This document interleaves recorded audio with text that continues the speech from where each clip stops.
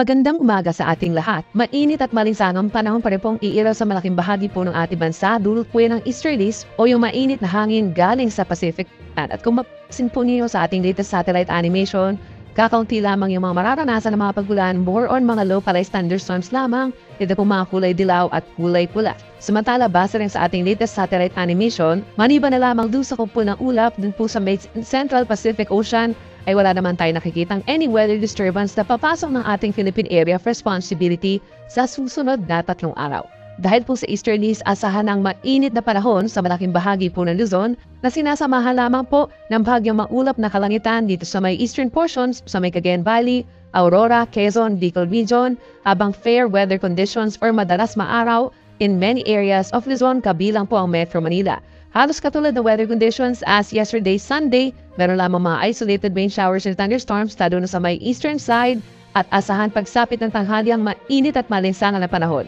Possible po hanggang 33 degrees Celsius na air temperature dito po sa may Tuguegarao sa Cagayan, Isabela, maginit sa may Metro Manila at malaking bahagi po ng Palawan. Sa ating mga kababayan po sa Visayas, asahan din yung halos katulad ng weather conditions as yesterday, bahagyang maulap at nisang maaraw ang kalangitan lalo na sa may central and western portions of Visayas, partly cloudy skies most of the time dito sa may eastern portions at sasamahan din po yan ng possible na mainit na panahon hanggang 32 degrees Celsius, kagaya na lamang dito sa may Metro Cebu and Tacloban City. Posible din po yung mga pulupunong ulan dulot lamang ng easterlies and localized thunderstorms lalo sa may northern Samar at sa eastern Samar. Sa ating mga kababayan po sa Mindanao, umaga pa lamang posible ng ulanin ang bahagi po ng Basilan, Sulu, and Tawi-Tawi pero wala po itong kinalaman sa anumang weather disturbance habang magiging bahagyang maulap at madalas maaraw sa malaking bahagi po ng Mindanao, umaga hanggang tanghali. Pagsabit po ng tanghali, pinakamaiinit dito sa may southern portions of Mindanao, kabilang ng Zamboanga City, Cotabato,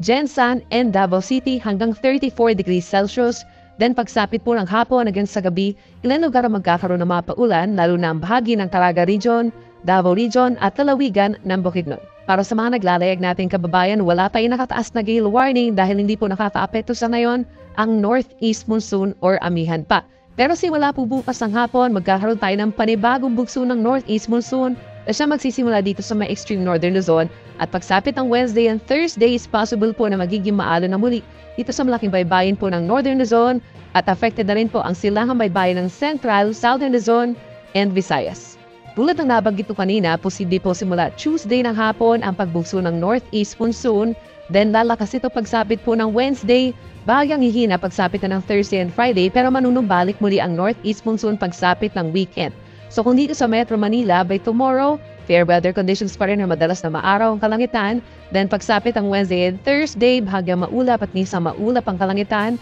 meron lamang tsansa ng pulu-pulu mahinang ulan pagsapit ng Wednesday, then mababa muli ang tsansa na pagulan pagsapit ng Huwebes. Sa ating mga kababayan at mamamasyal po dito sa may Baguio City, asahan pa rin ang bahagyang maulap hanggang maulap na kalangitan sa susunod na 3 araw. Mararamdaman yung pagbaba ng temperatura pagsapit po ng Miyerkules in most of Cordillera Region and Cagayan Valley dahil po yan sa pagbabalik ng northeast monsoon. May tsansa lamang po ng mahinang ulan, lalo na sa hapon. Sa ating mga kababayan po dito sa Legazpi City at malaking bahagi na rin po ng Bicol Region, bukas bahagyang maaraw pa naman ang ating kalangitan pero pagsapit ng Wednesday and Thursday, dahil po sa unti-unting paglakas ng ating northeast monsoon, nagiging mostly cloudy skies dito sa may Bicol Region at sinasamahan ito ng mahina hanggang katamtamang ulan lalo na po sa tanghali hanggang sa hapon. So kung lalabas po ng bahay ay magdala ng payong. Sa atong mga kaisonan din na over Metro Cebu at sa mga may outdoor activities po for the next 3